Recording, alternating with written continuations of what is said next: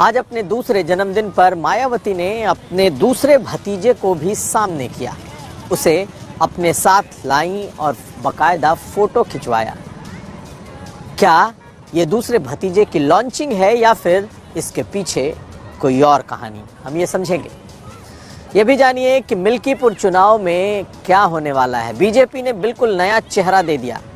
इस नए चेहरे से क्या होगा? क्या वो समाजवादी पार्टी के इस गढ़ में चुनौती दे पाएगा? क्या है मूड, हम जानेंगे। और आखिर में ये जानिए, वो IIT इंजीनियर बाबा जिन्होंने इस पूरे कुंभ में एक तरीके से सबसे ज़्यादा सुर्खियां बटोरी हैं, आज उनके गुरु ने।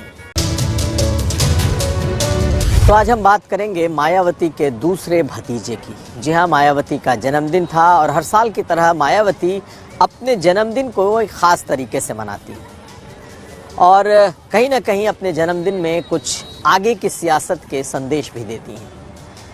आज उन्होंने अपने दूसरे भतीजे यानी कि ईशान आनंद के साथ एक तस्वीर पोस्ट कर दी। आकाश आनंद भी मौजूद थे और ईशान आनंद दोनों। पहली बार ईशान आनंद सामने आए। दरअसल आकाश और ईशान दोनों भाई हैं। आकाश आनंद बड़े हैं और ईशान आनंद छोटे।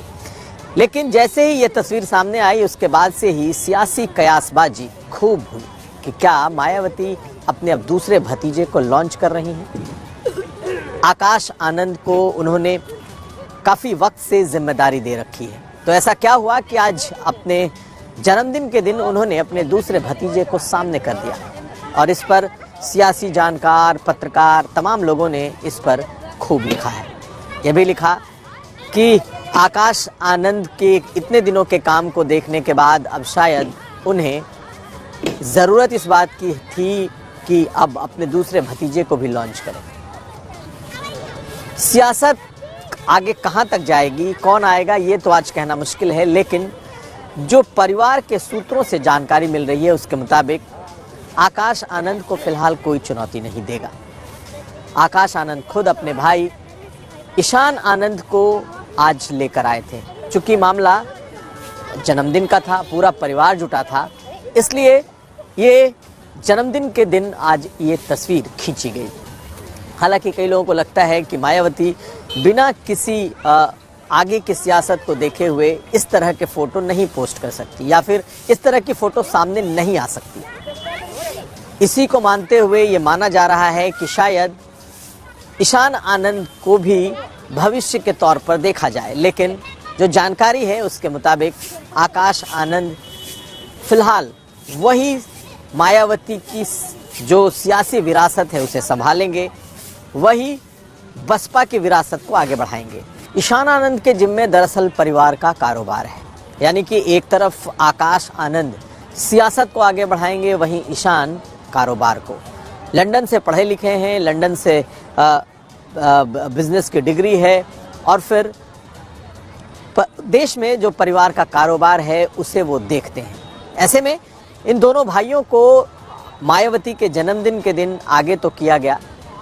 जो राजनीतिक विश्लेषक हैं वो इसका अर्थ और मायावती के इन तस्वीरों का संदेश भी पढ़ने की कोशिश कर रहे हैं।